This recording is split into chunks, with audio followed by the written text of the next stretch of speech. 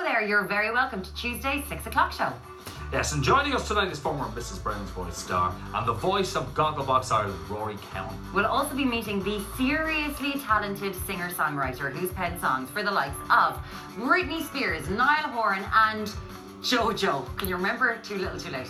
That's one of my favourite songs of all time. Yes, Ruth Ann will be here to tell us all about her debut album, and she's going to be performing for us too. Lot to look forward to. Later on, we'll be meeting the dad and daughter duo turning traditional fairy tales on their heads with their inclusive and gender-balanced kids' books. In the Sixth Kitchen tonight, we have Kwanje Chan. Hello. Hi guys, how are you doing?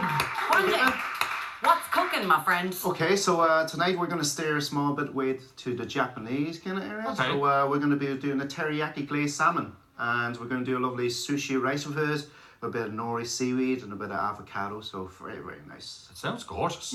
Sounds healthy too. It does. It is healthy. There's a lot there. Good man yourself. And I had that with chips. With chips, yeah. Pop it on the go bag. You know by now that our show isn't complete without you, so let us know what you're up to tonight. Send us any questions or comments that you might have for Rory or Ruth Ann, or indeed for Kwanje, or for Gavin and Jade, who you'll be meeting later. You could be in with a chance to win a very exclusive 6 o'clock show apron with thanks to the Cheese Show Company, and you can see it right now on Kwanje over in the 6 Kitchen. Gorgeous. Here's how you can reach us tonight. You can get us on WhatsApp 083 360 60 60 or text us by sending the word 6 to 53131 followed by your comment. Pop us an email to 6o'clockshow@tv3.ie or find us on Facebook, Twitter, Instagram and Snapchat under 6 o'clock show. Our first guest became a household name playing Rory Brown on Mrs. Brown's Boys. However, more recently his voice has become just as familiar as his face thanks to the role that he plays as one of the narrators on Gogglebox Ireland, which is returning to our screens very soon. Not soon enough, I say. know, I can't wait. Absolutely love it. Let's welcome back to the 6 o'clock show, Rory Cowan. Hello. It's lovely to be back again. Oh, it's great to see you. Yeah, and it's actually been a while since you've been here, so... It is. It's like, quite a while now. Yeah, we were talking about that, but you were still in Mrs. Brown's Boys the last time that you were on. No, that's over a year now. Yeah. Oh, You've been ignoring our texts, our calls. You've ghosted us, by the way. Oh, since I left Mrs. He's been Brown's blanking Boys. us since. But like, Since I left Mrs. Brown's Boys, I've done a lot of travelling. I've been away 4 times this year. in your own words, because I've read so many articles about this. Yeah. Why did you leave? I was in Mrs. Brown's Boys with Brendan O'Carroll for 26 years, and for 24 of them I loved it. But the last 2 years I wasn't happy there, so I left. Now there was a lot of things in that. My mother she's very ill with dementia, so I wanted to be home. I didn't want to go to Australia again, where they were earlier this year. There was no way I was going. Okay. Anyway, I wasn't going while my mother was so ill at home.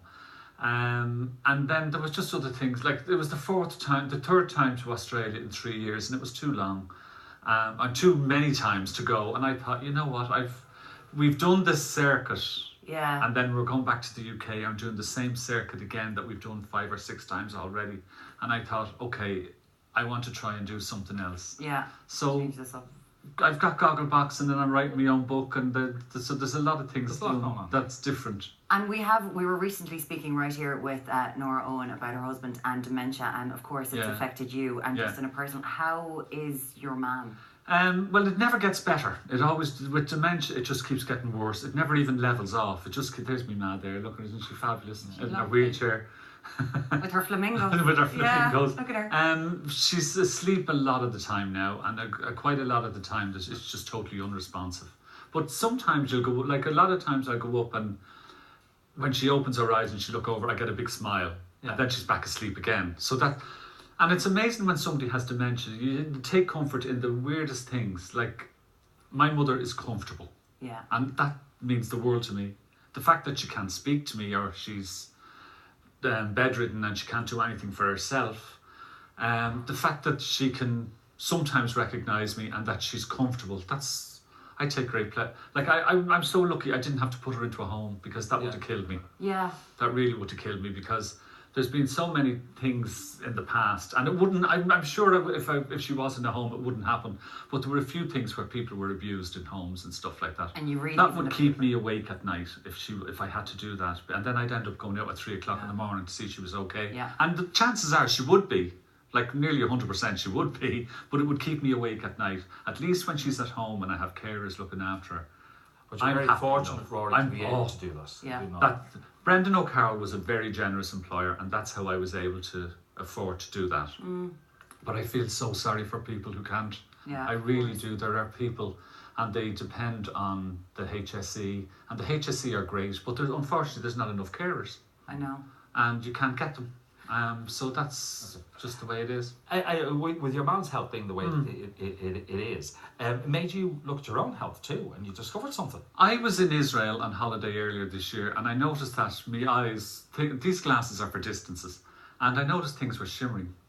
And I was going to the bathroom all the time, and I was drinking water like it was going out of fashion. And I thought, well, I'm in Israel. It's really hot. Right, that's okay. what it is. But when I came home, I was still drinking water, like 3 litres of water and a litre of cranberry juice a day. And I thought, no, this is not normal. So I went to the doctor and I said it to him. And he says, oh, drinking that amount of water, that could be your blood sugars. So I was diagnosed with type 2 diabetes. No. Okay. Now, the first time when I heard that, I thought, oh, that's all I need now for diabetes. But very quickly I thought, you know what, this is the good side of this is I've got to have a healthier lifestyle. Yeah. Because for years I've got a belly here, and I thought I've been going on diets, and they only last while you're on the diet, and I always fell off diets. I never stuck with them, and most of the viewers will be the same. They never stick to diets. I'd work out, and as soon as I got into shape, I'd stop working out, and it'd all go back to the way it was. Oh yeah. But this time I have to do it all the time.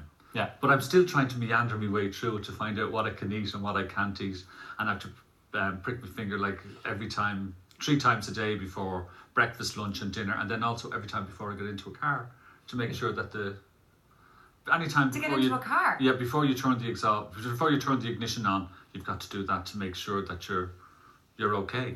Because if it's too low, you could have not as a passenger, or as a driver. As a driver. No, I know. For 1 second, I was like, "Why? Could you combust? What's No, going on here?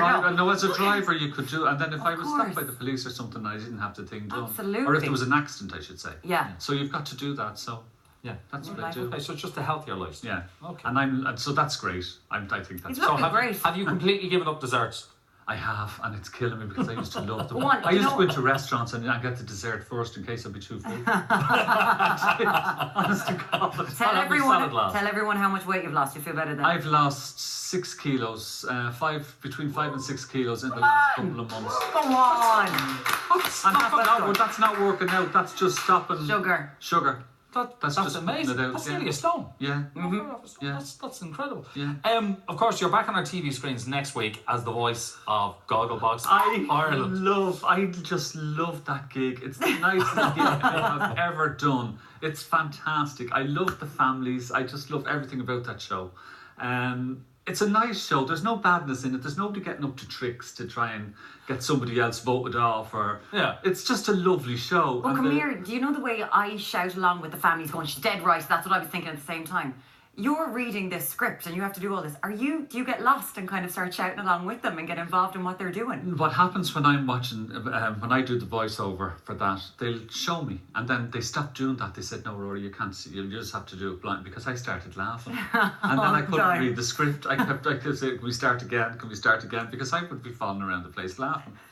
But the first time, for the very first show, I live on my own, so I don't talk at the television. I'm sitting there looking at it or not looking at it. But for the very first show at Gogglebox, I invited all my friends up for dinner and said, we'll watch Gogglebox afterwards, my very first one. As soon as the show started, they all started talking, and I'm going, what's this? And it's exactly like Gogglebox, and that must be every family in the country. Wherever there's if there are 2 or more people looking at the telly, they're going to talk their way through. Chatting. And it's That's the way. There's a special edition of the programme coming up for the 20th anniversary of TV3. Well, Is he in it? yes, your very first weather First one. forecast. Right. God, right. So and then there's also the Apprentice, and there's California. All right. So which California California was fabulous. California was great when it was on. Looking forward to that. Awesome. But you're for now. Okay. That's going to be a bit scary now. That's going to Can be you remember it? I think I pulled on a pair of sunglasses just because it was because it was in Indian summer.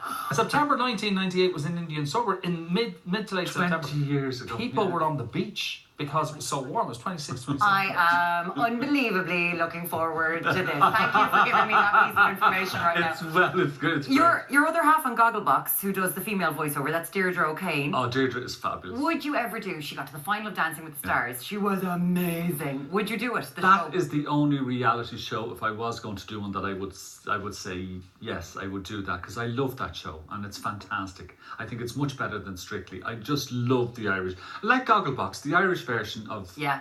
They're better. Brilliant. They're much better. But Deirdre, now Deirdre's much younger than me. Deirdre's about 10 years younger than I am. And she was saying, I saw interviews where she had to have an injection in her calf and she had to have her ribs taped up and stuff like that. I wouldn't do that to me body. No. I'm older. I would be in bits. What helped your blood sugar? It would do, because I've got to walk a lot. If that's the only reality show I would do, because I love it and I'm a fan of the show. Cue to January, he's there in all his sequence. Here we go. Whatever. I don't because I'm in the Panto and the Olympia at Christmas and Polly and the Magic Lamp. So that goes into January. So I don't know if I could do. We'll see. We'll see what we can work There's out. ways and means. Well, you'd never know. Okay, we've loads more to chat to Rory about. And